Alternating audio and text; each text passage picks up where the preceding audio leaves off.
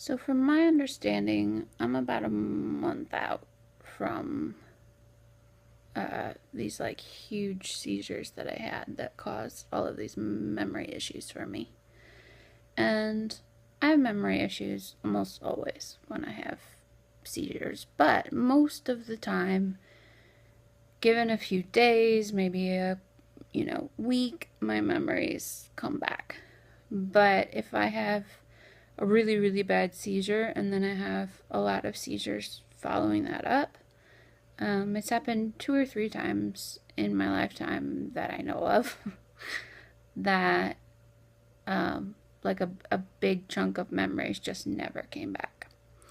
And, all I know from those sections of time is just what's been told to me or what I had records of from pictures or whatever. Um, there's been some really huge occasions where that's happened. It usually happens when my nutrition is really low, which was the case this past time, for sure. And so my body's just not capable of recovering.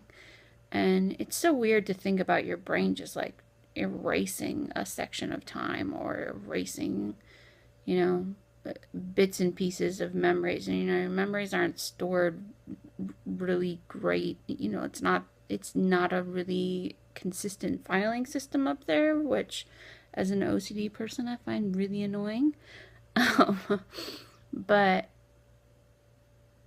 so the memories that I'm missing, the way I understand it, obviously because I don't, I don't know what memories I'm missing, but from what I gather, what I'm missing is kind of random, and a lot of it is just basically like the short term memories from the last month or two before I had those seizures.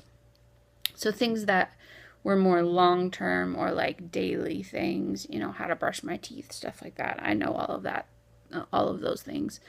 But a lot of events or, you know, memories, whatever, from the month or two before all of this happened, it is just gone. And because it's been so long, those are probably never going to come back. And that's terrifying. I think that memory loss is my absolute least favorite, for sure, symptom of illness I've ever had. It's so much worse than debilitating pain. I've been in enough pain, and I have a high pain tolerance, but I've been in enough pain to be screaming, and been in enough pain where my body just shuts off and passes out. But that doesn't compare at all to the like mental craziness of having lost memories, because you don't know what to trust. You can't trust your own brain. You don't know what people you can trust. You sort of have these weird bits and pieces of things, but you don't know, like, is that a dream I had once, or is that an actual thing that happened? And you have some proof of things from pictures or just reality around you, but you don't know why or where it came from or how you felt about it or whatever. And it's torture for all of the other people around you. My parents are having to try and remember to help me remember all of the things that are important from those seasons, doctor's appointments, big things that happened, like why things happened. There was a chunk of time where, I had a new feeding tube, but I kept forgetting that it was there, and I had no hair, but I kept forgetting that I had no hair, and it was really emotional. It still is really emotional and really hard on them to try and help me keep up. Thankfully, I actually remembered them this time. I have had experiences in the past where I forgot them for a while. So I'm told. Where I didn't recognize my own parents for a few days while I was in the hospital once. But it's really hard. And, I just apologize for all of the people who, sent messages I didn't respond to, or who, built friendships in those amount of times, or I was counseling you through something and then just dropped it because I don't remember. Um, there's nothing I can do to make up for stuff like that. There's nothing. And that's so horrible.